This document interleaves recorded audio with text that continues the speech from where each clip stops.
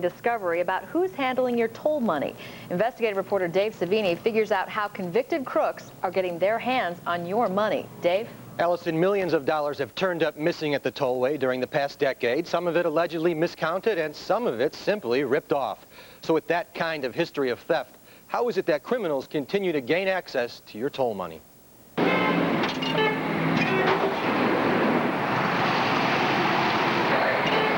Before you face another tollway traffic jam, throw in another 40 cents, or hand over another bill.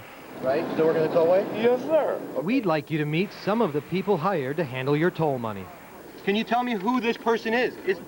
It's not you? Toll collectors trusted with your cash. Records show you were convicted of stealing money from a bank.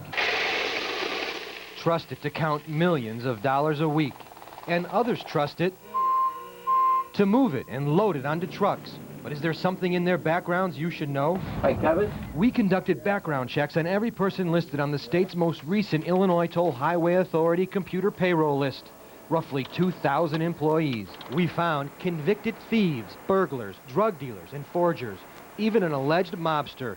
Court records show 118 tollway workers on the payroll with criminal convictions, including convicted felons. Felons like Kevin Micah. I want to ask a couple questions. About what? Micah used to be a Chicago building inspector, but was fired after a sting operation caught him shaking down a building owner for bribe money. What? Tollway job? I got nothing to say. You're working at the tollway despite a couple felony convictions. I have no comments on that. Toll collector John Jones insists his record is clean. He says he's not the same John Jones arrested for striking a woman's face while pointing a gun at her, or the same John Jones given a 7-year prison sentence for dealing cocaine. I don't know anything about that, sir. That's not you? No, sir, it's not me. Seems he forgot they took this photo of him in state prison. No, sir, that's not me. But you are the John Jones who works at the tollway. Yes, sir, I work for the And tollway. you say you don't have a criminal record? Not to my knowledge.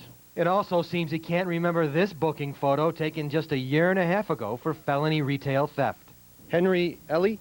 Now we'd like to introduce you to Henry Ellie. Court records show in 1995 he was convicted of stealing $27,000 from a bank. Says you were convicted of stealing money. He didn't get fired. He was promoted to senior tollway collector. His tollway paycheck last year, $53,000. You think you should be working at the tollway?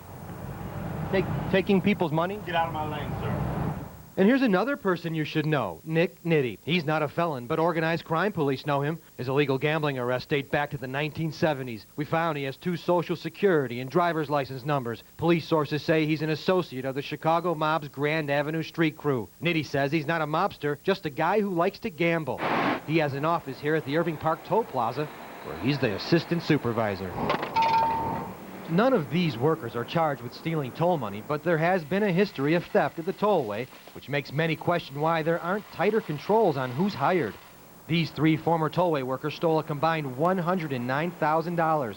And then there's George Schwach, a former money room manager convicted of pulling off the biggest internal heist ever by an employee, stealing $182 grand.